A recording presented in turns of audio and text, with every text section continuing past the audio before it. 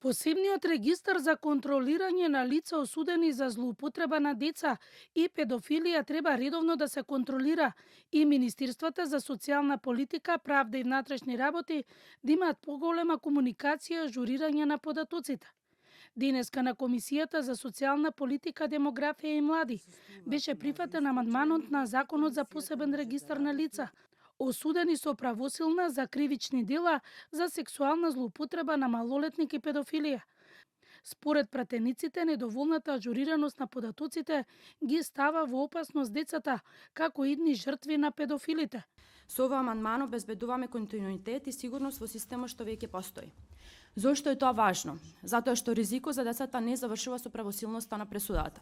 Ризикот продолжува да постои понатаму, во училиште, на улица, во секојдневниот живот.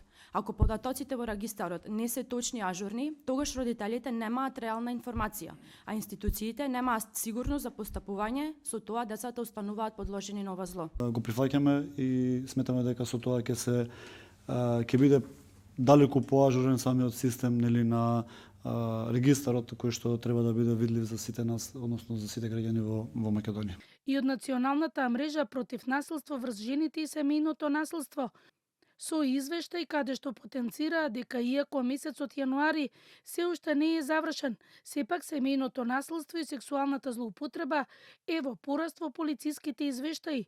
Според Националната мрежа не станува збор за изолирани инциденти, туку за образец на недоволната превенција и за доцнета институционална реакција. Сексуалното насилство врз деца, без разлика дали се случува во физичкиот или онлайн просторот, представува една од најтешките повреди на човековите права и остава трајни последици врз нивното ментално здравје, развој и чувство на безбедност. Овие деца не се само бројки во дневните полициски билтени, тие се жртви на системот кој се уште не успеал да обезбеди заштита.